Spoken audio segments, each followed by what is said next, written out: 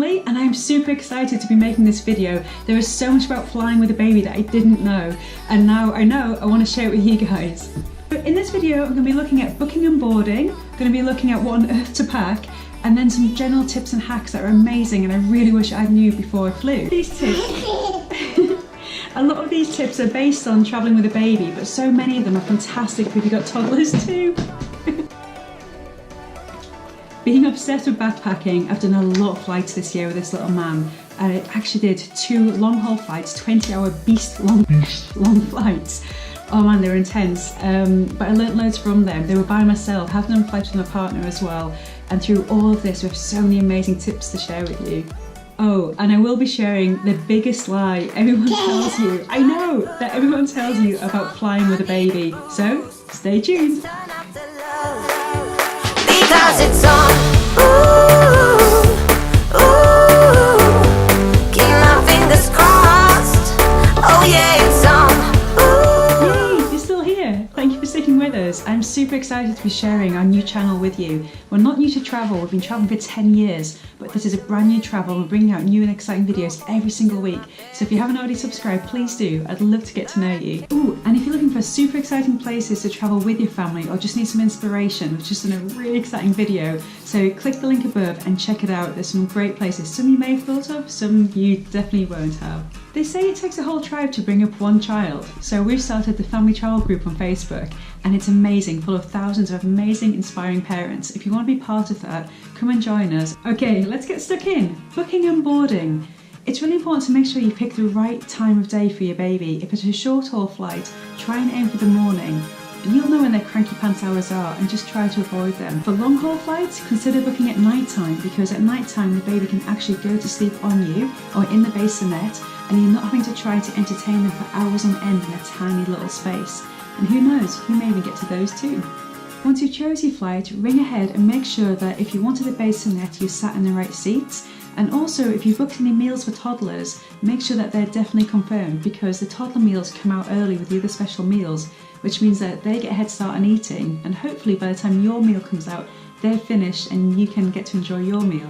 If you're not booking one of those bassinet seats, consider booking an aisle and a window seat if there's 2 of you flying, because often that middle seat doesn't get taken. Oh, and when you're booking that, try to book towards the back, not the very back, because sometimes the seats don't recline and it can be a bit smelly near the toilets. But the general back section of planes tend to be quieter, so you've got a bit more movement and more chance of those free seats. Take a sling through the airport. These things are amazing. So everything from check-in to boarding, you can have your baby wrapped around you and be hands-free as you go through the airport.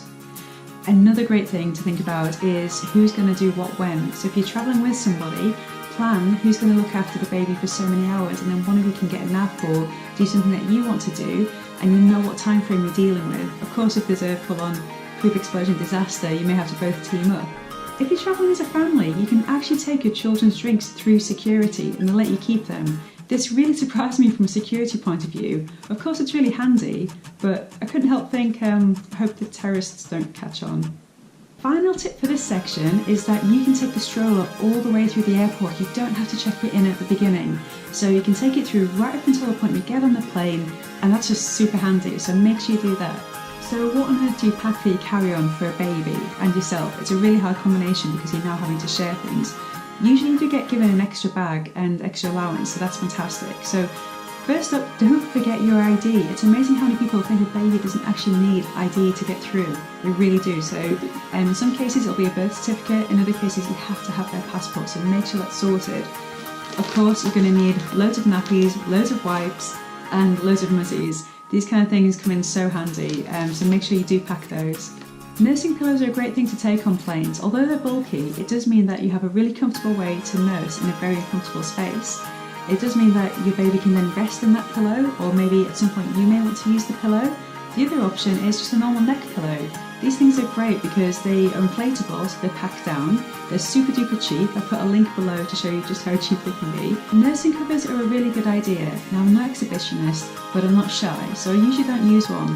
Well, I say I'm not shy. I felt a bit shy when my nipple was about an inch away from a stranger's elbow. I was on a really crowded flight and having to feed, and it did just feel a little bit too close for comfort. So just know that that could happen. I was surprised at how I felt being that close and trying to feed. So if you want to check out nursing covers, they're fantastic. They double up as scarves as well.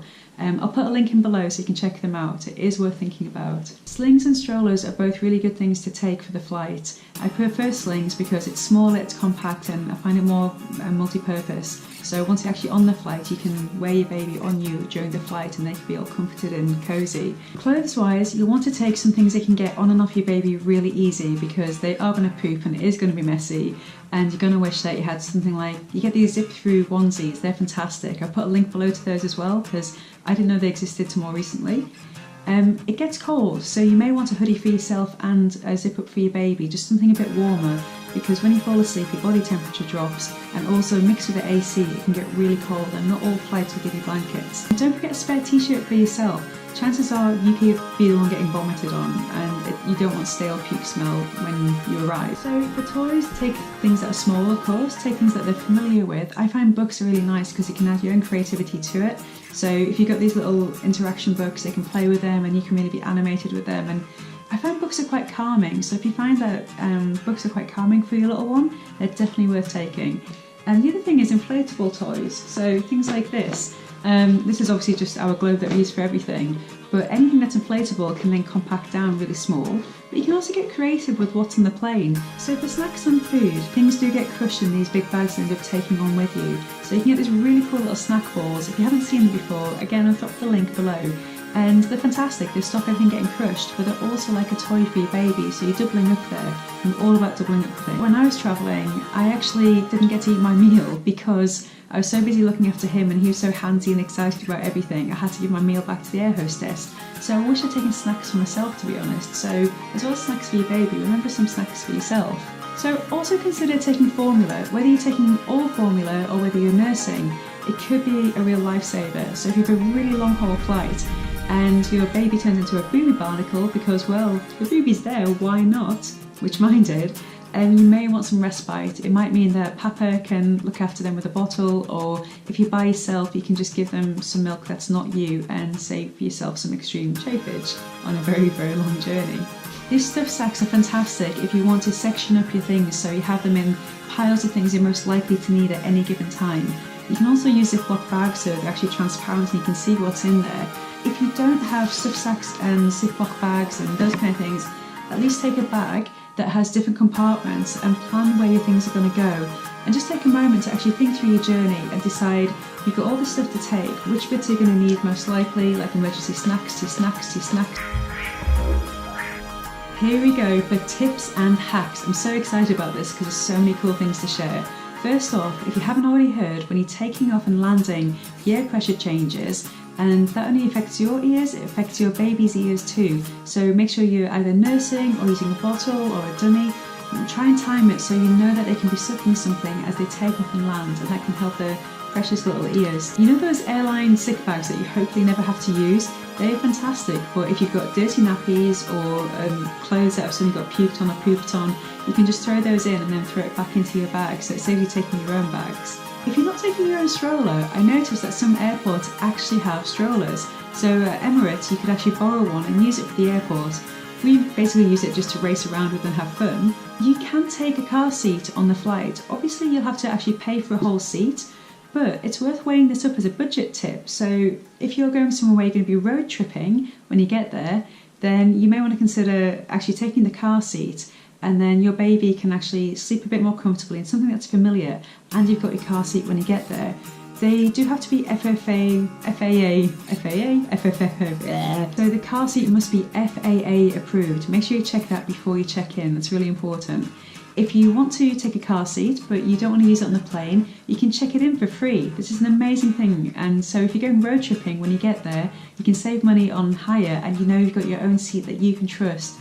So, if you're going road tripping, we've done an amazing thing on that too, so make sure you check that out.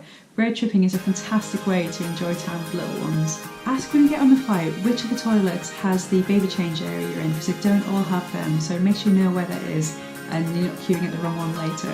Also, when you're changing your baby, you may want to consider taking one of those travel change mats, but that's quite a bulky thing to take as an addition. And often planes have disposable sheets that you can just take if you have to get air hostesses, or the hand drying towels are usually pretty big and you can put them down if you want a barrier between your baby and the changing mat. Remember to look after yourself. Mamas, I'm talking to you especially, and papas, keep an eye on mamas because they're not very good at looking after themselves. Make sure you drink lots of water. You don't want a headache and just be feeling really groggy. Water is really important on a long flight. Oh, and those funny exercises that you've probably never done. If you find that you're restricted to movement a lot because you're holding your baby, then you may want to try out those funny little exercises. And don't feel bad if your baby is crying and other people are getting upset around you. That's their problem. You need to focus on your baby and not feel bad about them. Maybe take some Haribos or chocolates to appease the hostility, but really your focus is your baby. I have found that if you speak to people first, and actually when you arrive on the flight and just say, oh, it's maybe my first time flying, or usually my baby's good, I hope they will be, I'll do my best to look after them. You find that people are a lot more gracious if you kind of in a British pre-apology beforehand. So that's definitely a top tip, is to pre-apologise, and maybe that'll win you a bit more grace. The biggest lie everyone tells you about flying with a baby is that they fly for free. They don't. Sometimes they do, but most of the time there's a little fee of some description. Some flight companies actually charge quite a lot, even though they haven't got a seat, which is ludicrous. So this really annoyed me, and I wish somebody had actually told me so I wasn't disappointed. Babies don't always fly for free. And remember, don't feel bad if your baby's having a hard time and you're having a hard time. Don't worry about people rolling their eyes around you. That's their problem. Just stay focused on your baby. And you know what? Haters are going to hate. We know that. If I can give you one final tip, it is just be gentle on your baby, be gentle on yourself, and keep your eyes on the prize. Chances are you're heading somewhere beautiful to make amazing memories with your precious family. So just stay focused on that, and you know what? You'll be fine. I hope that helped. I really do. I'm so excited about sharing travel tips with you, especially as I've made a lot of the mistakes myself. I just hope that now that you're thinking, okay, I can do this, I can fly with my baby. If that's the case, then please give it a thumbs up and let me know this is useful. If it hasn't been good or you have any questions, add me some comments below and I'll try and expand on things or answer questions. I'll just chat to you and hopefully help build your confidence further for flying with a baby. The one thing I wanted to ask you is, what is the thing that scares you the most about flying with a baby? Whatever that one thing is, pop it in the comments below. I really like these kind of videos, and please hit that subscribe button. We are going to be bringing out new videos every week, and it's going to be things like accommodation for families, the best kind of insurance for families. We've already done a fantastic one on places to go. Every week we're bringing out new videos that are exciting and family focused. Yeah, I've got a feeling that if you like travel as much as we do, I'm going to see you again.